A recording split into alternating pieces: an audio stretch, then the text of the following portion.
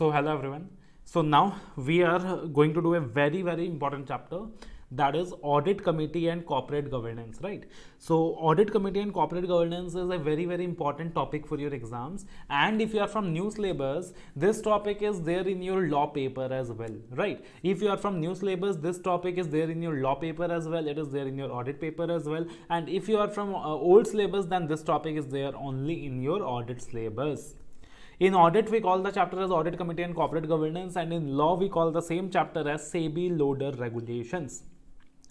Now, this chapter is very lengthy, comparatively a lengthy chapter, but at the same time very scoring. We are going to cover all the important areas. I am going to discuss 10 to 12 important questions with you, and we have a 90% probability that the questions will come from those 10 or 12 questions in the exam, right? I cannot give a guarantee, but a high probability that the questions are going to come from there. So we are going to do the most important questions, almost every important question we shall be covering over here. So talking about audit committee and corporate governance, that is SEBI loader regulations. So the objective is that that the listed companies, we know very well that if we talk about listed companies, their shares are listed on the stock exchange, more public money is involved, and that is why more risk is involved in those companies, and so that is why the government objective is to ensure better transparency for the public. And to ensure better transparency for the public, to ensure better checking in those companies, this SEBI loader regulations lays down various regulations, and the objective is to ensure better corporate governance. The objective is to ensure more transparency, and the objective is that there are less chances of undetected frauds in the organization. So that is the objective, right? So accordingly, there are some important regulations that the SEBI loader regulations has inserted in case of listed companies. So we are going through those important regulations. First is regarding the audit committee under loader regulations. So if we talk about audit company, I think every one of you is familiar with audit committee. You have already studied in the Companies Act, right? That audit committee kya hota hai. So if we talk about audit committee, recommendation of the appointment of auditor, it's the audit committee which recommends the appointment of auditors, recommends the name of the person. Audit committee approves the related party transactions. Audit committee approves all the kind of intercorporate loans, investments that is taking place. So powers of the audit committee, functions of the audit committee, all those we have discussed in section 177 of the Companies Act, right? So in addition to the requirement of section 177, SEBI loader regulations kya कहता है, that we are supposed to do it here. So what does the SEBI loader regulation says? Every listed entity shall constitute a qualified and independent audit committee. The audit committee shall have minimum 3 directors as members, and 2/3 of the members of the committee shall be independent directors. So what does the SEBI loader regulation says is that the audit committee shall have minimum 3 directors as members, and 2/3 of the members of audit committee shall be independent directors. Now, if you remember, in section 177 kya para tha? In section 177 we have discussed that the audit committee shall have minimum 3 directors as members, and majority of the members of audit committee must be independent directors. So there we use the word majority. Here we are using the word 2/3. So this is more stringent. But do remember that section 177 was not only applicable to listed companies, it was also applicable to other public companies fulfilling the prescribed criteria. But SEBI loader regulation is applicable only to listed companies. So practically, if we talk about a listed company, then in that case, in case of listed companies, section 177 is also applicable and SEBI loader is also applicable. So the question arises that which of the regulation the listed companies are required to follow. So now think logically, if they fulfill the 2/3 requirement, the majority requirement is automatically being followed. So what happens is that whenever multiple regulations are being applicable, in that situation, the more stringent regulation is complied. Because by complying with the more stringent requirement, both the regulations are automatically complied. And that is what we call as the harmonious interpretation of law. So accordingly, listed company has to go by the SEBI loader regulations. So again and again, you are going to find conflicts between the SEBI loader regulations and Companies Act. But the logic I have given you once and for all. So the audit committee shall have minimum 3 directors as members, and 2/3 of the members of audit committee shall be independent directors. However, in case of a listed company having outstanding SR equity share, now this is a new concept, SR equity shares, that is added at various places in SEBI loader regulations, that is equity shares having superior voting rights. So however, in case of a listed entity having outstanding equity shares with superior voting rights, 2/3 of the committee shall comprise of independent directors, not making much of a difference. All members of the audit committee shall be financially literate, because if we talk about audit committee, so board of directors, in board of directors all the members are not qualified. It is not important for all the directors in the BOD to be qualified. But if we talk about the members of audit committee, they shall be financially literate. And when we talk about literacy, it does not mean that you should have a degree, you should have diploma, you should have falana education. It does means that, it only means that you should have the basic ability to read and understand the financial statements. So all the members of audit committee shall be financially literate, and at least one member shall have the accounting or financial expertise. सबके सब ऐसे होने चाहिए that financial statement should not appear like something that they have never seen. They should able to perceive those financial statements, and at least one shall have the financial expertise. And what do you mean by financial expertise? Now, financial expertise does not mean that he should be a chartered accountant, he should be a CFA, he should have falana experience. ऐसा नहीं है. Financial expertise means he can either have that certification, for example, that chartered accountant CFA, or comparable experience. Either he has that certification in writing, or he has that comparable experience from the last 15 years, from the last 10 years, he has been managing the financial affairs of the company. So accordingly, when that is considered to be as financial expertise. The chairman of the audit committee shall be independent director. Now, when we are saying that 2/3 of the members of audit committee shall be independent, I think it is very much implied that the chairman shall also be independent and shall be present at the AGM to answer the queries of the shareholders, and the company secretary shall act as secretary of the committee. And the audit committee at its meetings, it's the discretion of the audit committee किसको invite करना है, किसको invite नहीं करना है. Please do remember, the audit committee at its discretion shall invite the finance director or the head of finance function, head of internal audit, representatives of statutory auditor, and that is totally depending upon the option of the audit committee, recommendation of audit committee. The audit committee shall meet at least 4 times in a year. कितने बार मिलेगा साल में? 4 बार. And not more than 120 days shall lapse between 2 meetings. So again, this is something similar we have done in section 173 as well. The board is required to meet at least 4 times in a year. Not more than 120 days shall lapse between the 2 meetings. So the same requirement is there in case of audit committee as per SEBI loaded regulations. The quorum shall be either either 2 members or 1/3 of the members of audit committee, whichever is greater. The quorum shall be either 2 members or 1/3 of the members of audit committee, whichever is greater, but there shall be a minimum of 2 independent directors. Now this is important. Mark this as important. Minimum of 2 independent directors. Because on the one hand, you are saying that majority 2/3 of the directors, members in the audit committee must be independent. And just think, when the audit committee sits for a meeting, independent directors are absent. So practically the logic is itself defeated.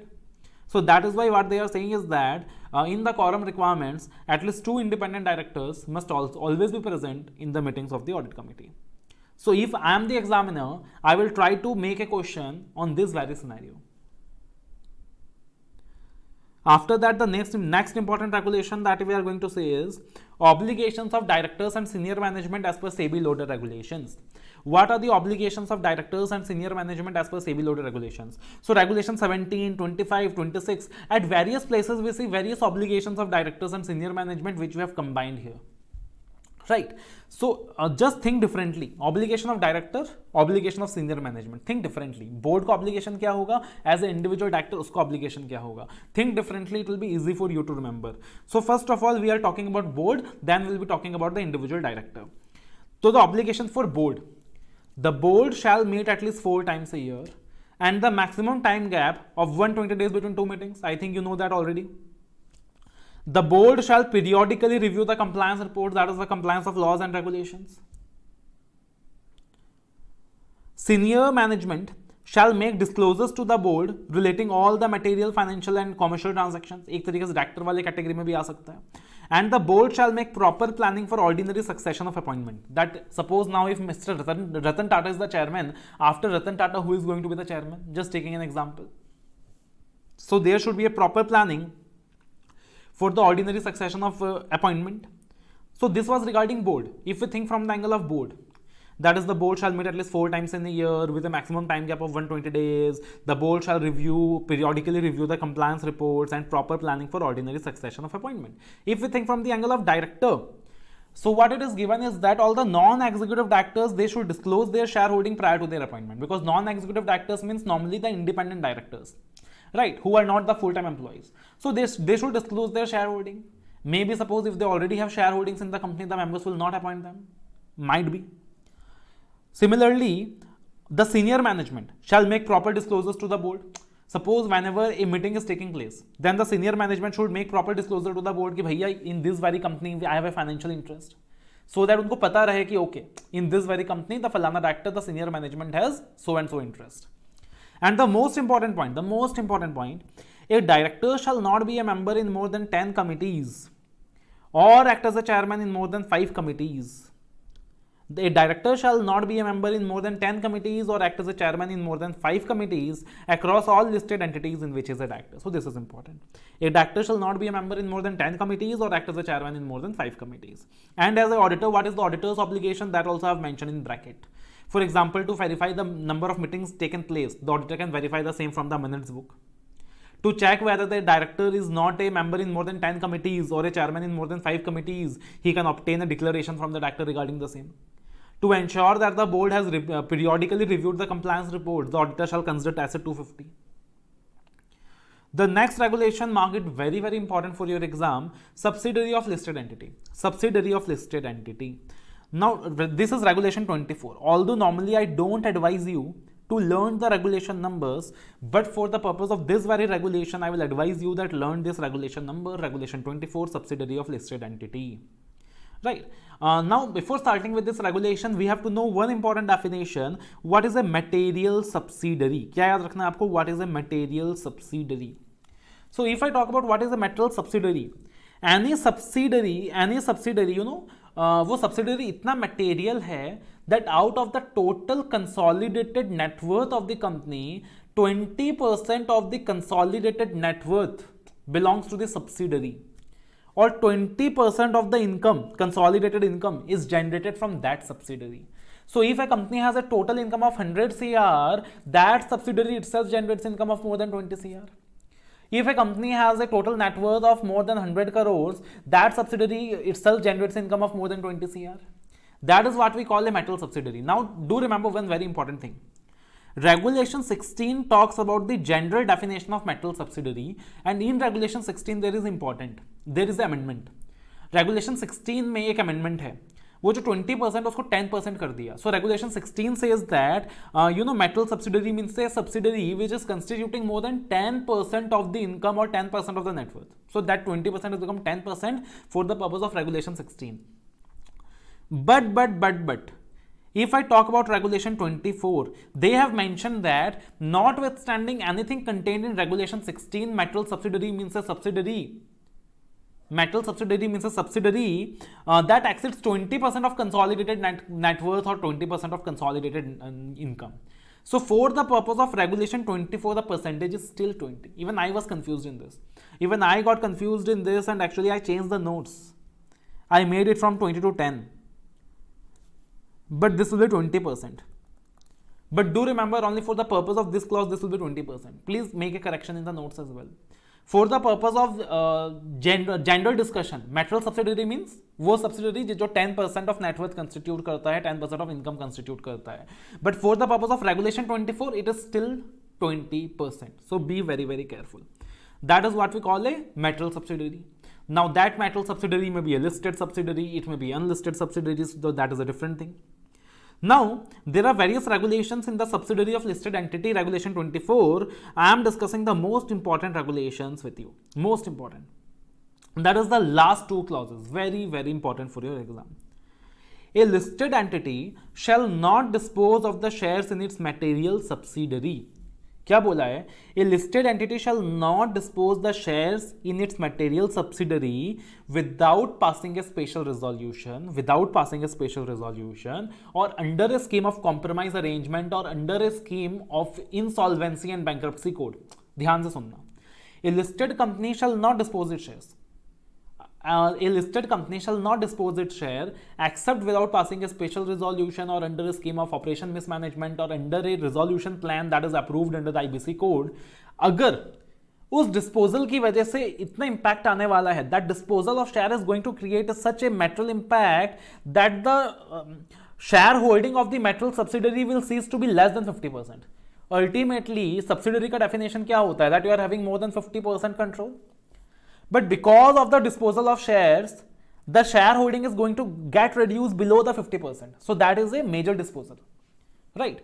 Disposal इतना ज़्यादा हो गया कि because of that, the shareholding is going to come to less than 50%, seize less than 50%. So that is a major disposal.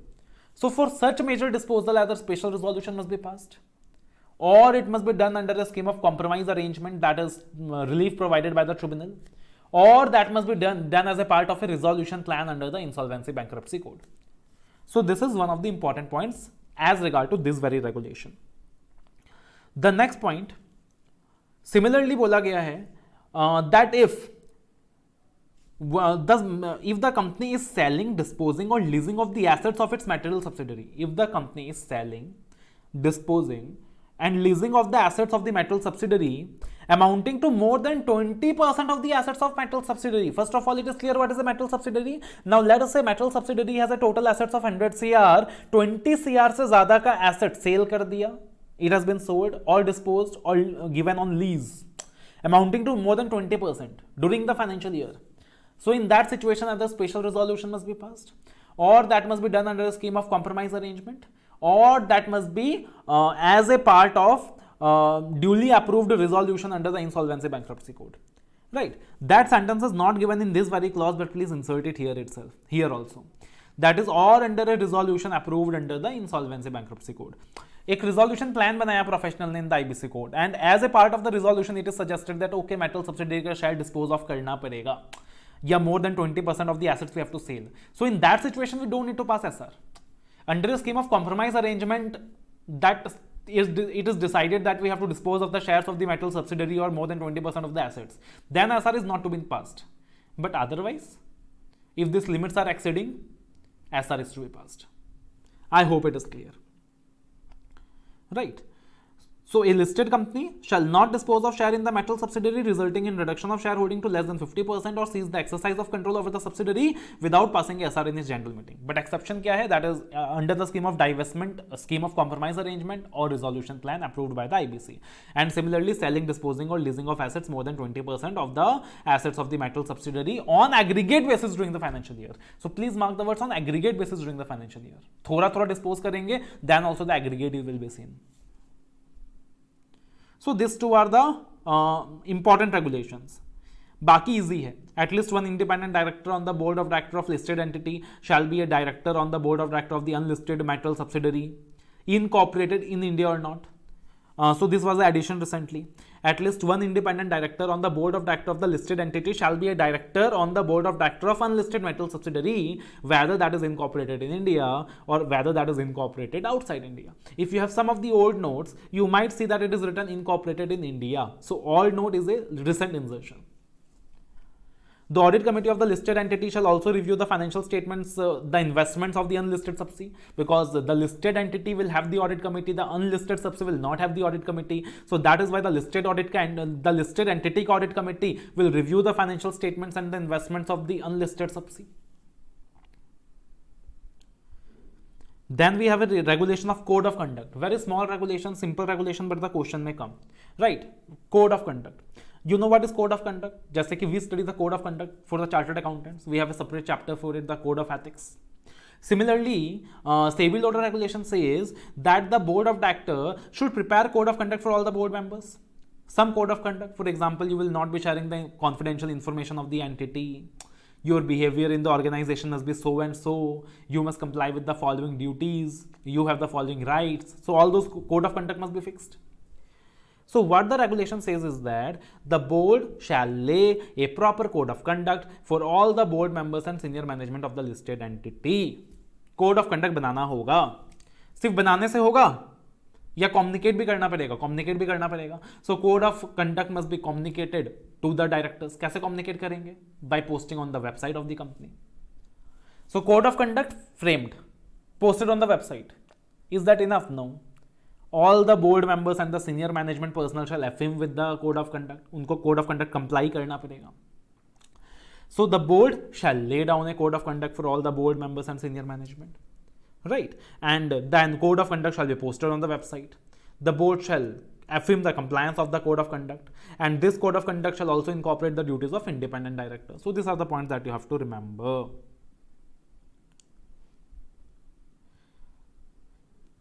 After that, another important topic, management discussion and analysis report as per SEBI loader regulations.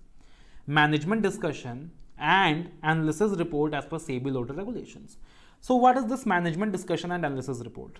From time to time, the management is required to meet and they have to discuss the important things, right? So this report contains that what was being discussed with regard to important matters. It is a part of director's report and this forms a part of annual report as well. It is a part of director's report and at the same time it forms a part of the annual report as well. And the management discussion and analysis report contains the discussions किस के बारे में हुआ था. For example, when the board of directors must have met, then क्या discuss किया होगा उन्होंने, जब ऑडिट कमेटी मिली होगी क्या डिस्कस किया होगा. They must have discussed about the financial performance of the entity. They must have discussed about the internal controls of the entity, how good the control system is. So I think these two are very preliminary points you can correlate, financial performance, internal controls. Then क्या discussion होता है अपने human resources के बारे में, कौन कैसा काम कर रहा है, किसको प्रमोशन देना है, किसको नहीं देना है. सो ह्यूमन रिसोर्सेज के बारे में डिस्कशन होता है, राइट, खुद के फाइनेंशियल परफॉर्मेंस के बारे में, इंटरनल कंट्रोल सिस्टम के बारे में. Then we discuss our SWOT analysis, our strengths, opportunities, weaknesses, what are the risk factors we have, what are the opportunities, क्या कैसे मार्केट को कैपिटलाइज कर सकते हैं, हमारा फ्यूचर आउटलुक क्या है, इंडस्ट्री में क्या हो रहा है, कॉम्पिटिटर्स क्या कर रहे हैं, अपॉर्चुनिटीज क्या है, थ्रेट्स क्या क्या है. I think it is logical. So all those points are given. That the management discussion and analysis report should contain the discussion regarding discussion with respect to financial performance, with respect to operational performance, internal control system and their adequacy, human resources, industry में क्या हो रहा है, industry structure and developments, opportunities and threats, segment wise performance, if they have different segments how are they performing, if they have 50 products launch in the market how are the products performing, product wise performance, future outlook, risk and concern. So it is simple. Another regulation, information to shareholders. What does this regulation say is, whenever a new director is appointed in the company or a director is reappointed in the company, we know very well that who is empowered to appoint the directors? The shareholders. The shareholders of the company has to appoint the director by passing the ordinary resolution in the general meeting. So now, before appointing the director, the member should get some basic information, with the help of which he can decide that whether he want to appoint the director or not. That is the brief resume of the director, the nature of expertise of the director. It should be disclosed whether the director has any prior shareholding. It should also be disclosed to the members the names of all the listed companies in which is also a director. For example, Mr. Sanidhya Saraf is being proposed to be appointed as a director in Reliance India, and Sanidhya Saraf is also a director in 5 companies. It's not bad to dream about it, है ना? So Sanidhya Saraf is also a director in 5 companies. So it should be disclosed to the members that okay, Sanidhya Saraf is already a director in these 5 companies. He already have this much of shareholding. Brief resume about Sanidhya Saraf. Nature of expertise, that okay, Sanidhya Saraf is an expert in audit and law in company related matters. So all those must be disclosed. So again, this is very, very simple. The next important regulation that we have is compliance certificate. It is also called as the CEO CFO certification. That is the compliance certificate. That is the CEO CFO certification. So what happens is that we know very well that it is the management of the company who is responsible for ensuring that the financial statements are made as per the FRF and the internal control system is designed properly. But at the same time, we want them to accept their responsibilities, especially when we talk about the management, when we talk about the board. The CEO, the Chief Executive Officer and the Chief Financial Officer of the company are the ones who are actually responsible for this financial statements and internal control system part. And so that is why we are asking them to accept their responsibilities. So under CEO CFO certification, what happens is that the CEO and CFO certifies to the board that they have reviewed the financial statements. It was their responsibility to review the financial statements. They have reviewed the financial statements. They have reviewed the cash flow statement, and that is not misleading. That is true and fair, right? What they are disclosing, what they are certifying is that, to the best of our information and explanation, to the best of our knowledge and belief, no fraudulent transactions, no illegal transactions have been entered during the year. The code of ethics that has been formulated by the company is being properly followed. We are taking responsibility for the formulation of internal control system, and the internal control system has been designed in a proper manner. Right. So that responsibility they are undertaking. They are certifying that we have reviewed the financial statement. It is true and fair. No fraudulent transaction, no illegal transaction has been entered during the year. We are taking responsibility for establishing and maintaining internal control system, and we have evaluated the effectiveness of internal control system. And if there are any changes in internal control system over the financial reporting, if there are any significant changes in internal control over the financial reporting, we have indicated about the same to the auditors. If there are any major changes in accounting policies, if there are any significant frauds in the organization that has come to our notice, then we have informed about the same to the auditors and the audit committee. So that certification the CEO and the CFO of the organization is giving to the board. So again, you have to learn, but I think it's a logical thing. You can easily learn. Now we have different committees. We have different committees apart from audit committee. Like we have nomination remuneration committee, we have stakeholder relationship committee, we have risk management committee. You also discuss in the Companies Act. The most important one is risk management committee, something we don't discuss in Companies Act, only a part of SEBI order. So what is nomination remuneration committee basically? You know very well that nomination remuneration committee is to fix the remuneration. They fix the remuneration. They decide the remuneration of the directors. They fix the policy for the remuneration. They decide that, they recommend who is to be nominated, who is to be appointed. They formulate the remuneration. They formulate the model of remuneration. Stakeholder relationship committee means that if any of the shareholder, any of the debenture holder, any of the security holder is facing any grievances, their work is to resolve those grievances. That is the purpose of stakeholder relationship committee, right? And risk management committee is for major risk in the organization. So we know very well that section 177 में हमने पढ़ा है the class of companies that are required to constitute audit committee, nomination remuneration committee, stakeholder relationship committee, right? Here what we have to remember, for the purpose of SEBI order, minimum 3 directors, all of whom should be non-executive directors. Minimum 3 directors होने चाहिए NRC में. All must be non-executive directors. At least 50% must be independent director. So in audit committee, it was 2/3 must be independent director. In NRC, 50% must be independent director. And that SR equity wala share wala point is here also. That however, in case of listed entities having outstanding SR equity shares, 2/3 of the committee shall have independent directors. The chairman should be independent director. The quorum for the NRC, that should be 2 members or 1/3 of the members of the committee, whichever is greater, including at least 1 independent director. So when we talk about the quorum of audit committee, at least 2 independent directors must be present. And when we talk about the quorum of NRC, at least 1 independent director must be present. There minimum 3 directors, out of which 2/3 must be independent. In NRC, at least 50% must be independent. So here this amendment has a sense as well, that however in case of listed entity having outstanding SR equity share, 2/3 of the committee shall comprise of independent director. And the NRC is required to meet at least once in a year. साल में एक बार मिलना होगा. Audit committee को साल में 4 बार मिलना होता है, इनको एटलीस्ट साल में एक बार मिलना होगा. Stakeholder relationship committee, we know the purpose of stakeholder relationship committee to resolve the grievances of stakeholders. Again the committee, the chairperson of this committee should be a non executive director. The board of directors shall decide other members of the committee. The committee is formed to consider and resolve the grievances of security holders. This committee should have at least 3 directors with at least 1 independent director. यहाँ क्या बोले, at least 3 director, 1 independent director. And however, in case of listed company having outstanding SR equity share, 2/3 of the committee shall comprise of independent director. Means can I say that in case of every listed company having outstanding SR equity share, 2/3 of the committee, चाहे वो stakeholder relationship हो या फिर nomination remuneration या फिर audit committee, they shall be independent director. So it's common for all the categories of committees if it is a listed company having outstanding SR equity share.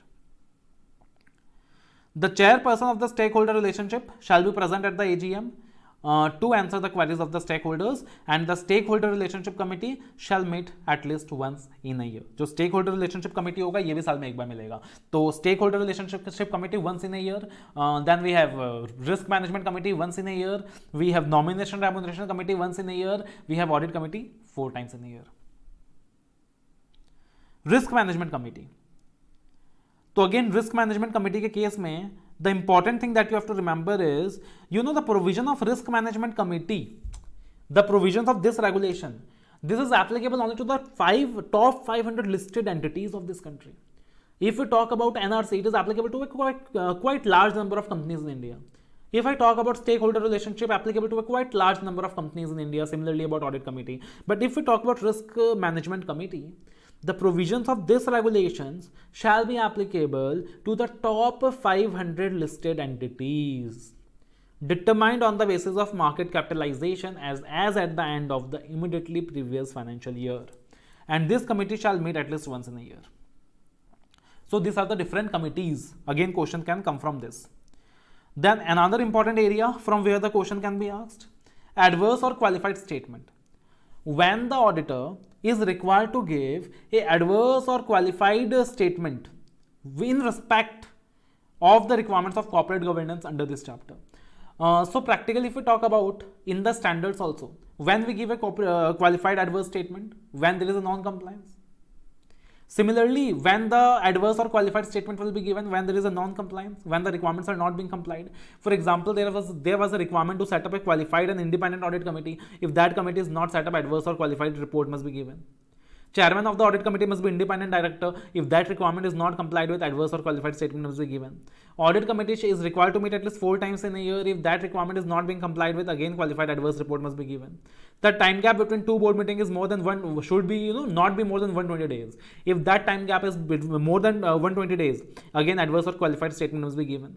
We have learned that a director should not be a member in more than 10 committees and chairman of more than 5 committees. So if that contravention is there, again qualified adverse report must be given. So very, very simple. You can easily correlate it and you can easily learn.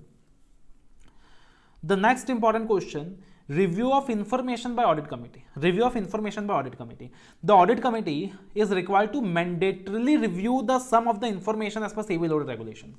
उनको कुछ चीजें mandatorily review करना होता है अपने meetings के अंदर. क्या रिव्यू करना होता है? Do remember management discussion analysis report. So that management discussion and analysis report is something they have to mandatorily review. Right. Then we have a statement of related party transaction that they have to mandatory review. If you remember the letter of weakness, Asset 265, that letter of internal control weakness that they have to mandatorily review. Internal auditors report they are required to mandatorily review. Think logically. One of the function of audit committee is to approve the related party transaction. Another function of the audit committee is to see whether the internal control is effective. To approve related party transaction, they have to see all the statement of related parties. Again, to check out whether the internal control system is effective, they will see the internal auditor's report. They will see the letter of weaknesses. Right. So audit committee shall mandatorily review management discussion analysis report. They shall mandatorily review statement of significant related party transaction. Then we have 3 points regarding the internal controls. That is, they shall mandatorily review the letter of internal control weaknesses, internal audit reports relating to internal control weaknesses, appointment terms and remuneration of chief internal auditor, and the statement of deviations. Statement of deviations क्या होता है? Again, statement of deviation is a statement जिसके अंदर, for example, the money that was raised for the IPO purpose, that money has been utilized in some other purpose. So that deviation, वो पैसा कहाँ लगा? For what purpose it was raised and where it is actually utilized. That deviation is reported in statement of deviation and that is to be furnished to the stock exchanges. So उसके बारे में भी, उस statement of deviation को भी audit committee has to review. The audit committee is also required to review the statement of deviation. So again, these are the 6 things that the audit committee has to review. These are the 6 things that the audit committee has to review. Right. Now, basically what we are going to do is, we are going to do some of the amendments part. Some amendments that came before some attempts and some amendments that has come very recently, but all we are going to do the amendment part. All the amendments that has come in the last 1 year, right? You know that there is a requirement to appoint 1 woman director, 1 independent director, all that we have discussed in Companies Act. Requirement to appoint woman director, requirement to appoint independent director. But you know, SEBI order lays down a requirement on the top listed entities of the country to appoint 1 independent woman director. Independent woman director. In Companies Act, we have learned the requirement of appointing a woman director. She may be independent, she may not be independent.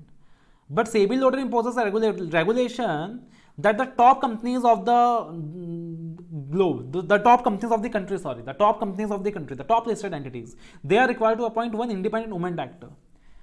Top 500 listed entities shall have 1 independent woman director by April 1, 2019.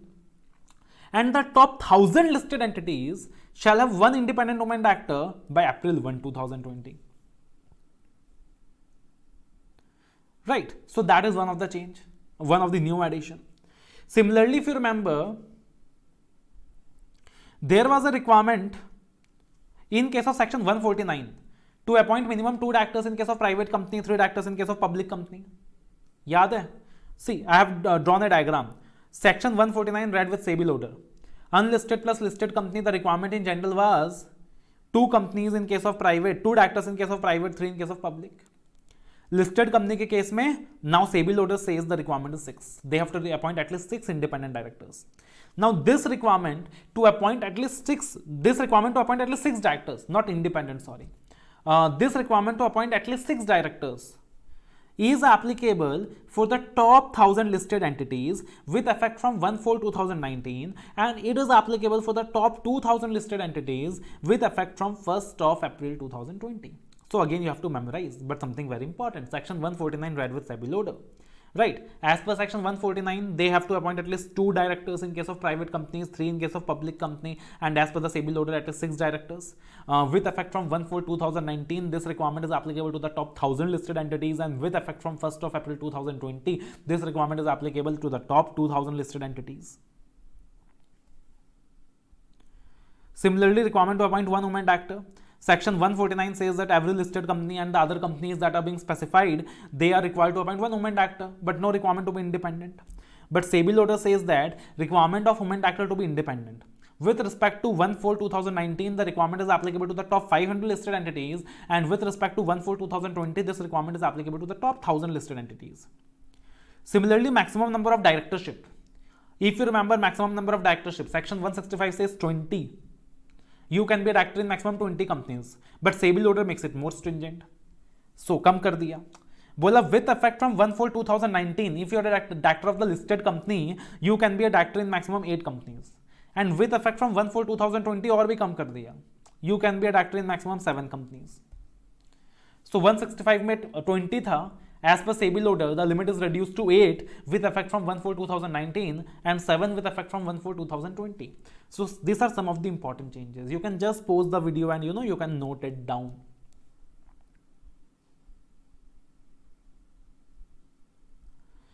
Similarly, there is a point that is inserted. There are more changes, there are more points, but I have discussed the ones which are most important and which has a good interlinking. The remaining you can just memorize, but this has a good interlinking, so that is why I have discussed this with you. In case of a listed company having outstanding SR equity share, the auditor shall check that at least half of the board of directors comprises of independent director. So अगर कोई listed entity है जिसका outstanding SR equity share है, तो what will happen is that half of the board of directors shall also comprise of independent directors. So now becomes very interesting. If the listed company has outstanding SR equity share, half of the board of directors comprises of independent director, 2/3 of each of the committees comprises of independent director. That is the effect in real sense, right?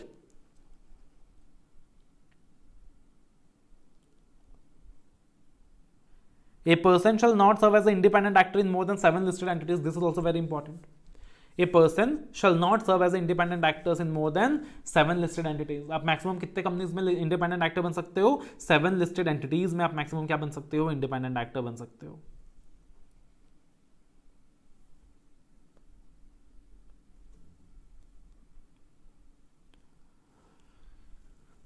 So this is one of the important part with respect to the composition of BOD. Then approval of remuneration of directors. Approval of remuneration of directors. If you remember section 197, there was a restriction with regard to the overall remuneration, 11%, 1%, 3%, 5%, 10%.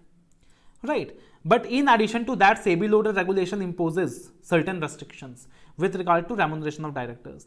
What they say is that with effect from 1/4/2019, approval of shareholders by special resolution shall be obtained every year in case the annual remuneration payable to a single non-executive director exceeds 50% of the total annual remuneration payable to all non-executive directors. You have 5 non-executive directors and the total annual remuneration payable to all the 5 non-executive directors is 1 crore, but supposedly to one non-executive director you are paying more than 50 lakh rupees and to the remaining 4 non-executive directors you are paying less than 50 lakh rupees. So that creates a big discrimination. So approval of shareholders by special resolution shall be passed every year. Apart from that, the fees or compensation payable to executive directors who are promoters or members of the promoter group shall be subject to the approval of the shareholders by special resolution in general meeting if the annual remuneration payable to such executive director, तो executive director की बात हो रही है, अगर जो उसको annual remuneration पे किया जा रहा है that exceeds ₹5 crores or 2.5% of the net profits of the listed entity whichever is higher. If that is exceeding ₹5 crore or 2.5% of the net profits of the listed entity whichever is higher. For example, the net profit of the listed entity is 100 crore, then 2.5% of the net profits is 2.5 crore. So if the annual remuneration payable to such executive director exceeds 5 crore or 2.5 crore whichever is higher, that is 5 crore, then in that case SR is needed. Suppose if the turnover net profit of the listed entity is 1000 crore, so in that case the annual remuneration 2.5% becomes 25 crore. So 5 crore or 25 crore whichever is higher. So if annual remuneration payable to such executive director exceeds 25 crore, again SR must be passed in the general meeting. Where there is more than one such director, the aggregate annual remuneration to such director exceeds 5% of the net profits of the listed entity, right? So if there is more than one such director, more than one executive director, एक से ज्यादा अंबानी है company में, aggregate annual remuneration अगर exceed कर रहा है 5% of net profits of listed entity, let us say one of the executive director is Mukesh Ambani, another executive director is Nita Ambani, the total net profits of the listed entity, the Reliance is 1000 crore, तो 1000 crore का 5% 50 crore. If aggregate annual remuneration to both the directors is exceeding 50 crore, again SR must be passed every year in the general meeting. And the profit shall be calculated for this purpose as per section 198. So again, this is something that you have to memorize.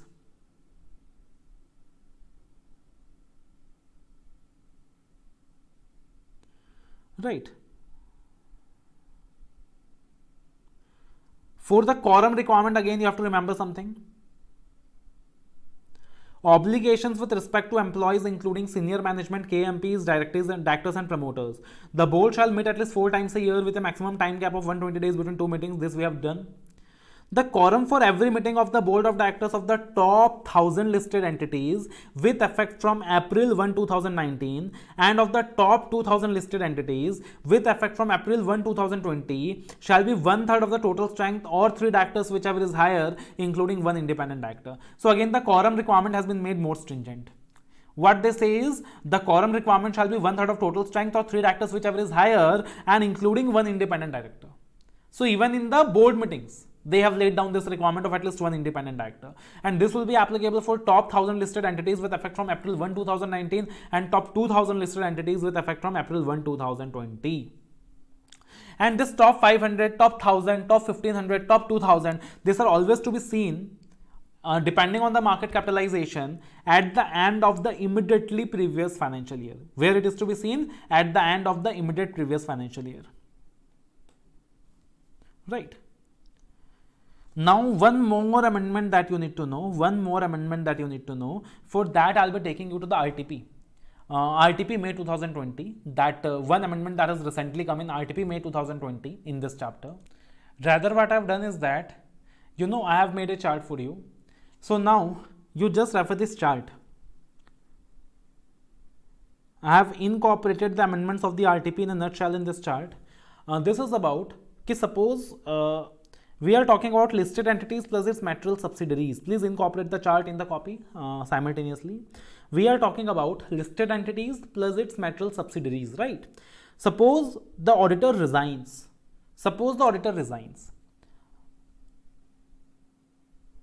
Within 45 days from the end of first quarter. Suppose the auditor resigns within 45 days from the end of first quarter.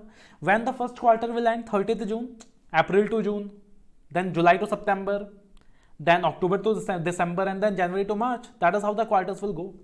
So when we talk about the end of first quarter, that has to be 30th of June. So if the auditor is resigning within 45 days from the end of first quarter, what the lawmaker says is that, okay, you may resign, but the thing is that before resignation, at least you have to issue the limited review / the audit report for the first quarter, because already the first quarter has ended, right? Already the first quarter has ended.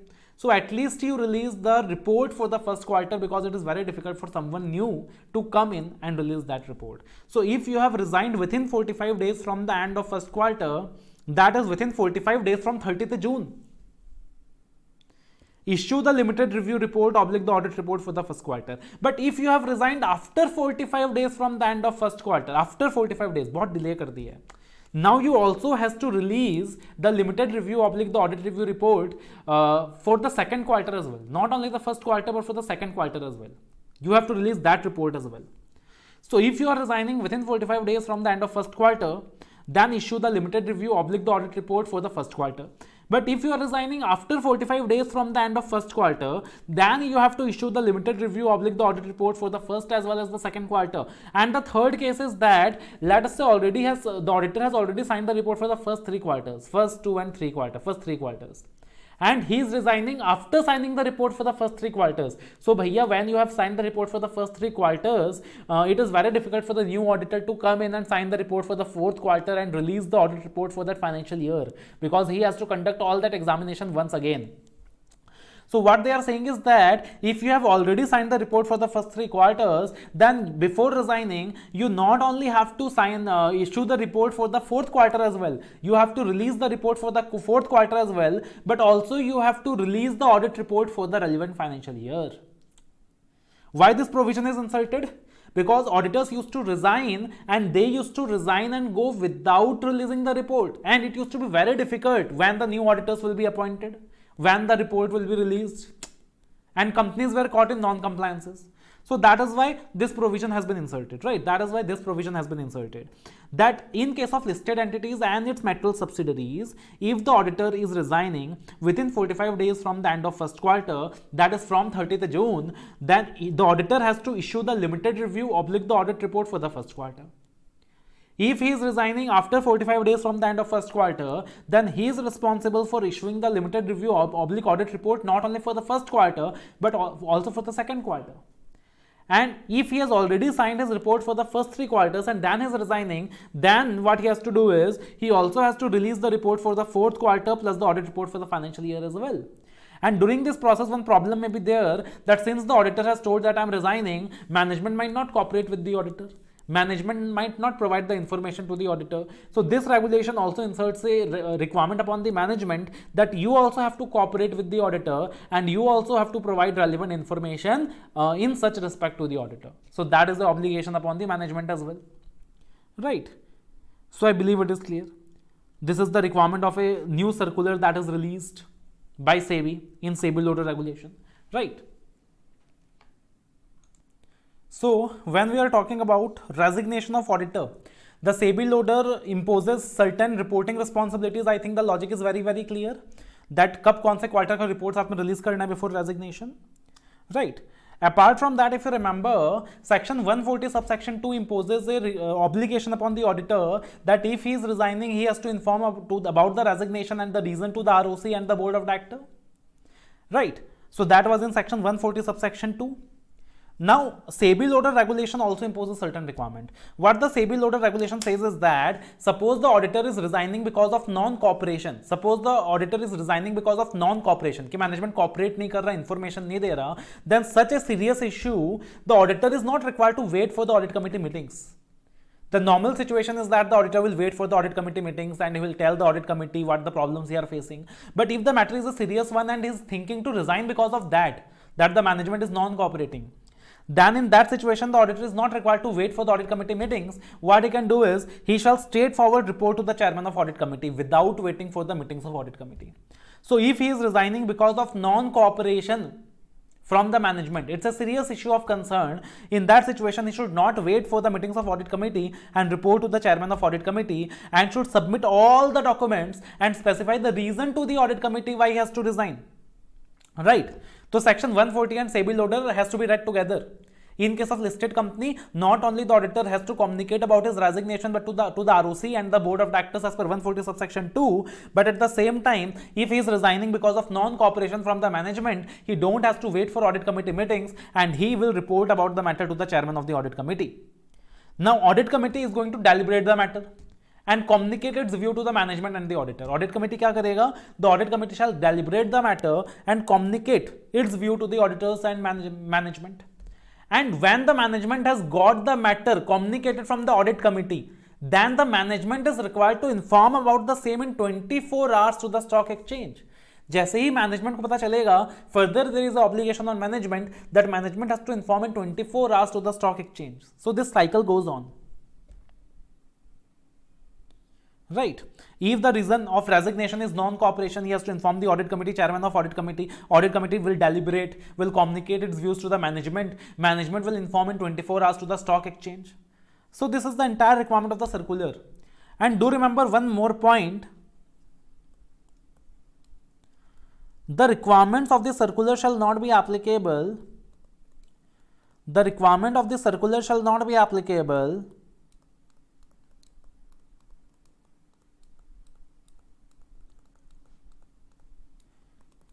if the auditor is disqualified under section 141. We have to understand that these requirements are applicable only when the auditor is resigning. These requirements are not applicable when he is disqualified. Disqualified हो गया तो उसको जबरदस्ती नहीं बोलेंगे नहीं भैया release the report for the next quarter. This requirement of circular are applicable only if the auditor has submitted his resignation and not when he is disqualified under section 141. So that is again something you have to remember because might come in the case study thing. This might come in the case study thing. So again, this chapter is very, very important. We have done with most of the parts of the chapter. 90% of the chances are that the question will come from the areas we have discussed. Right, from the areas we have discussed.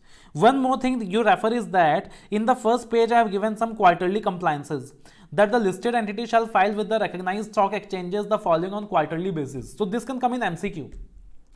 For example, every listed entity is supposed to furnish to the recognized stock exchange on a quarterly basis the number of investors complaints received, complaints disposed of, complaints which are not yet disposed of. Similarly, compliance report on corporate governance, the listed entity has to submit within 15 days from the end of quarter. So this can come in MCQ form. So this is something you need to remember. Issues regarding corporate governance. If the question comes issues regarding corporate governance, do remember this is nothing but the snapshot of the entire chapter. Whatever we have discussed in the entire chapter, this is just the snapshot of that. For example, code of conduct, meetings of committees kaisa hoga, what will be the procedure regarding the risk management, what will be the content of management discussion and analysis, what information must be given to the shareholders, what will come in CEO, CFO certification, so all of this. Right. So again, the chapter is a bit technical. I will strictly advise you to see this class at least 2 times. I will strictly advise you to see this class at least 2 times and thereafter you start your own revision. Then the concept will become more clear for you. But this chapter is going to give you a sure short marks in examinations, right? So we are not going to ignore this chapter and going to do it nicely.